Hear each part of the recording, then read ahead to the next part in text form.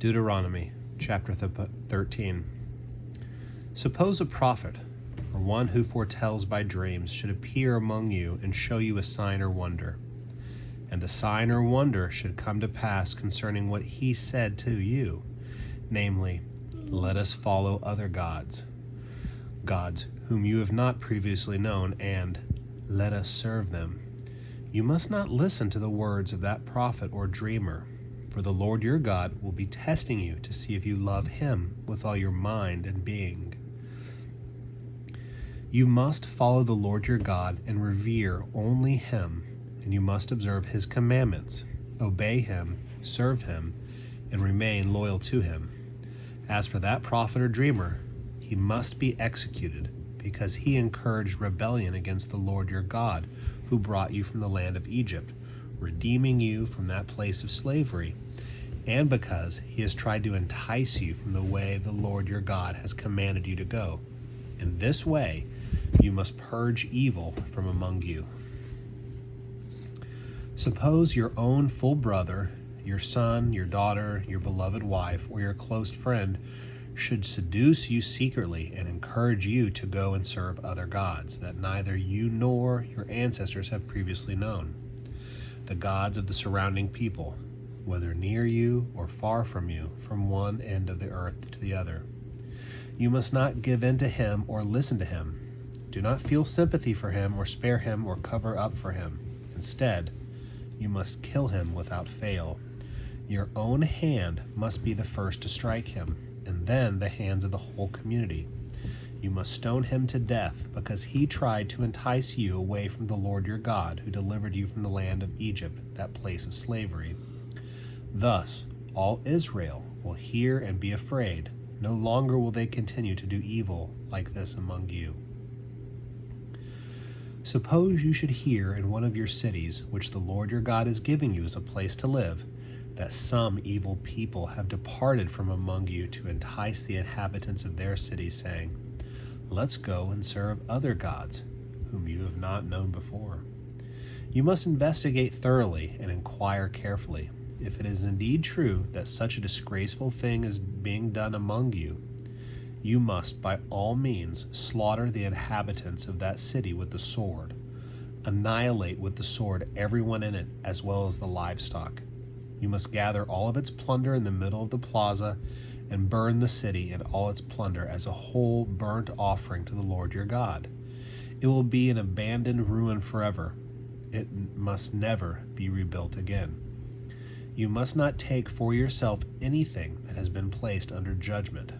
Then the Lord will relent from his intense anger, show you compassion, have mercy on you, and multiply you as he promised your ancestors. Thus, you must obey the Lord your God, keeping all his commandments that I am giving you today, and doing what is right before him. Deuteronomy chapter 14. You are children of the Lord your God. Do not cut yourselves or shave your forehead bald for the sake of the dead, for you are a people holy to the Lord your God. He has chosen you to be his people, prized above all others on the face of the earth. You must not eat anything forbidden. These are the animals you may eat: the ox, the sheep, the goat, the ibex, the gazelle, the deer, the wild goat, the antelope, the wild oryx, and the mountain sheep.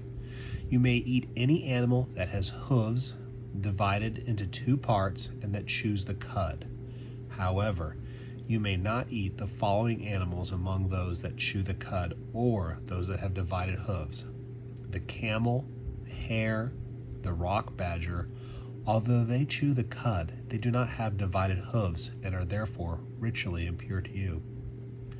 Also the pig is ritually impure to you. Though it has divided hooves, it does not chew the cud. You may not eat their meat or even touch their remains. These you may eat from among water creatures. Anything with fins and scales you may eat, but whatever does not have fins and scales you may not eat. It is ritually impure to you. All ritually clean birds you may eat.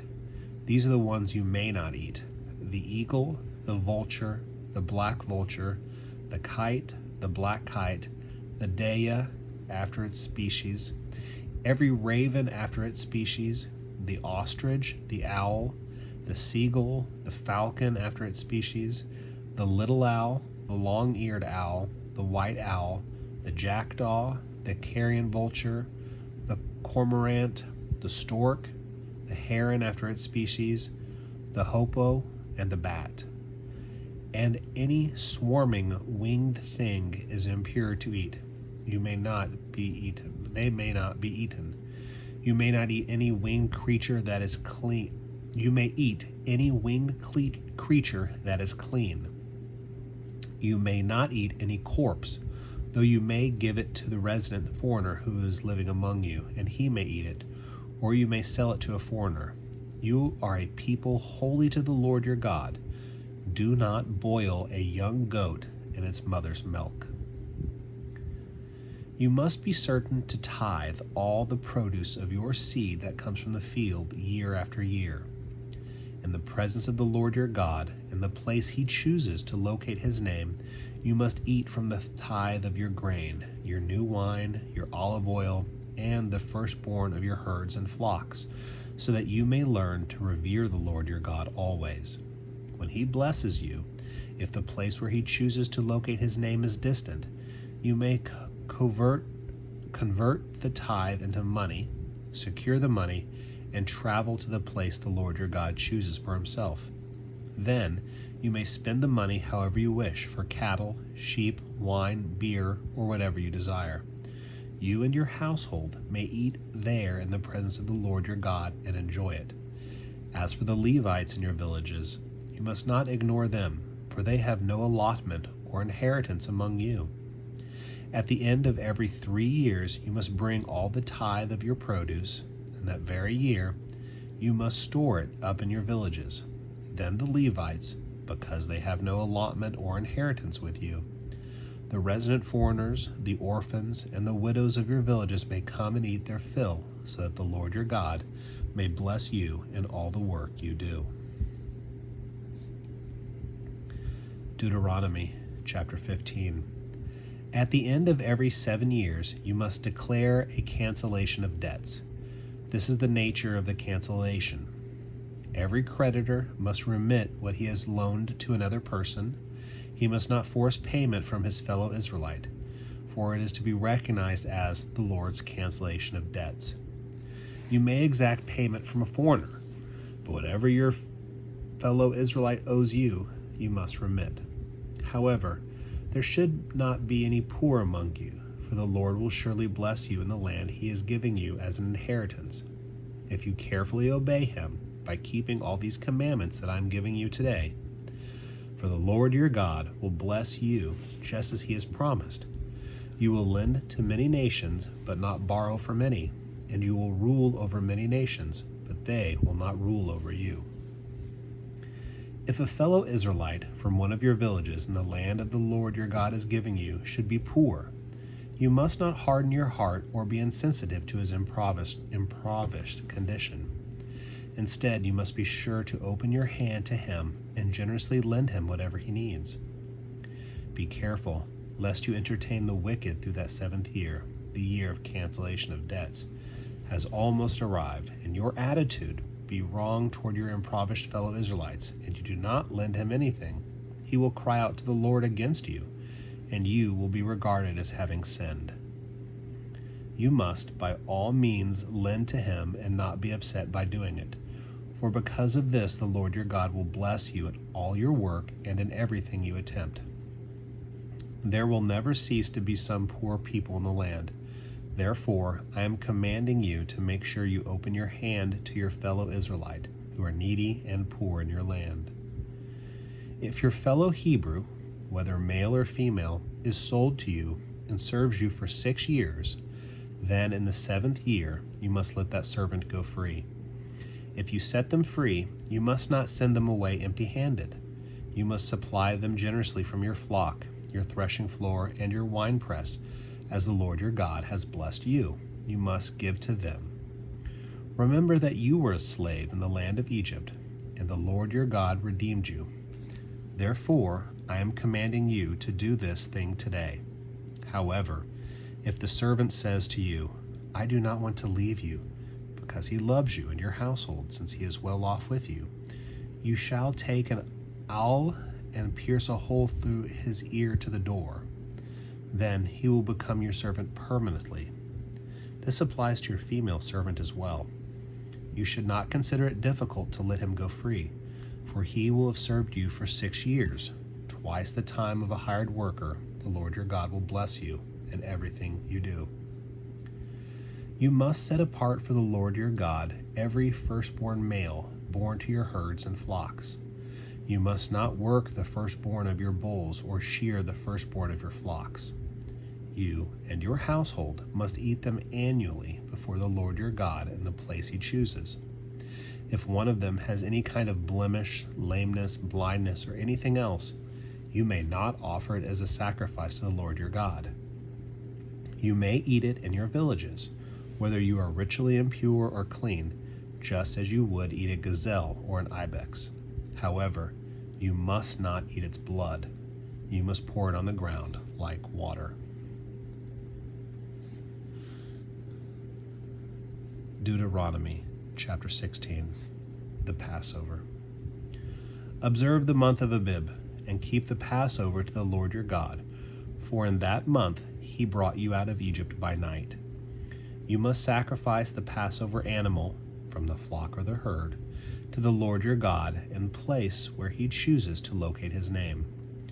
You must not eat any yeast with it. For 7 days you must eat bread made without yeast, as symbolic of affliction, for you came out of Egypt hurriedly. You must do this so you will remember for the rest of your lives the day you came out of the land of Egypt. There must not be a scrap of yeast within your land for 7 days, nor can any of the meat you sacrifice on the evening of the first day remain until the next morning. You may not sacrifice the Passover in just any of your villages that the Lord your God is giving you, but you must sacrifice it in the evening in the place where he chooses to locate his name, at sunset, the time of day you came out of Egypt. You must cook and eat it in the place the Lord your God chooses. You may return the next morning to your tents. You must eat bread made without yeast for 6 days. The 7th day you are to hold an assembly for the Lord your God. You must not do any work on that day. You must count 7 weeks. You must begin to count them from the time you begin to harvest the standing grain. Then you are to celebrate the Feast of Weeks before the Lord your God with the voluntary offering that you will bring in proportion to how he has blessed you. You shall rejoice before him, you, your son, your daughter, your male and female slaves, the Levites in your villages, the resident foreigners, the orphans, and the widows among you, in the place where the Lord chooses to locate his name. Furthermore, remember that you were a slave in Egypt, and so be careful to observe these statutes. You must celebrate the Feast of Shelters for 7 days at the time of the grain and grape harvest.